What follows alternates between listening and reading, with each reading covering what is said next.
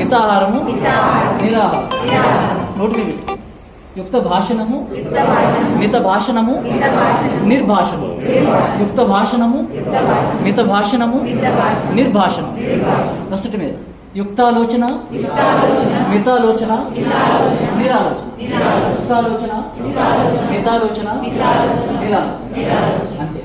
శ్వాసను గమనించండి. శ్వాస లోపలికి గట్టిగా తీసుకోకూడదు, లోపల బంధించకూడదు, స్పీడ్గా వదలకూడదు. సహజంగా జరిగే శ్వాస ఉండ. నా మాటలు వింటా, మీరు కూర్చోండి. నేను గైడ్ చేస్తూ ఉంటాను, మీరు హాయిగా ధ్యానం. మన సహజమైన ఉచ్ఛ్వాస నిశ్వాసాలను గమనిద్దాం.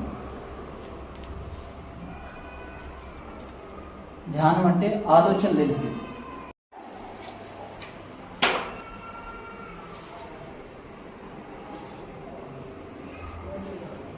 నోటిలోని మౌనము, మనస్సులోని శూన్యం, దాని పేరు ధ్యానం.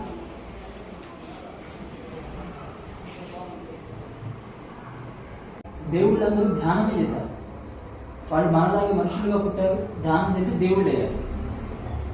మనం మాత్రం మనుషులుగా ఉంటున్నాము, మాంసం తింటూ రాక్షసులుగా ఉంటున్నాం. ఎవరు మాంసం తినకూడదు, కోడిని మేకని చంపుకు తినకూడదు.